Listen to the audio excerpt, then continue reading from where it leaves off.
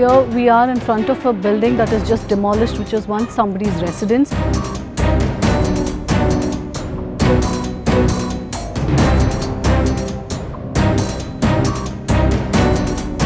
Now what needs to be looked at is, yes, the BBMP's drive to clear up the lakes and the tank beds and the nalas is very, very needed. It's a need of the hour considering the kind of experience the city has had in the recent rains.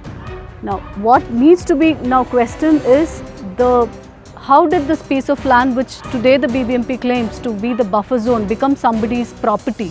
How did the transaction happen and how did the banks actually give loans to such transactions? I mean, what is the modus of operation of the state machinery in concurrence or in sync with the builders?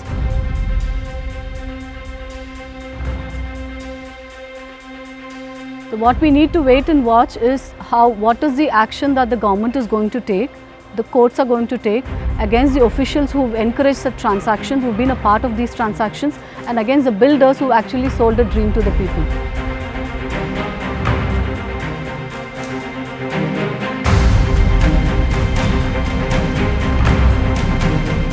Here is a building which has been, stands like a tall tower amidst the demolition drive that's happening, undertaken by the BBMP.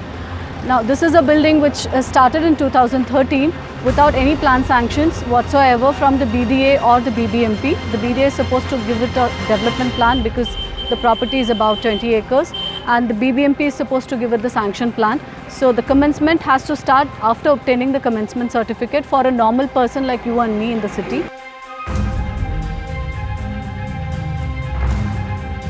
Uninterrupted, the construction has been going on since 2013, though the BBMP has given it a lot of notices telling them to stop the construction as it does not have any sanctions. What needs to be investigated is there some kind of a pressure working on the BBMP, or are they giving in to some pressure, political pressure or power or whatever it is, which is actually protecting the people who are building something like this. This building stands as a contradiction to the kind of demolition cleanup drive that the BBMP is undertaking.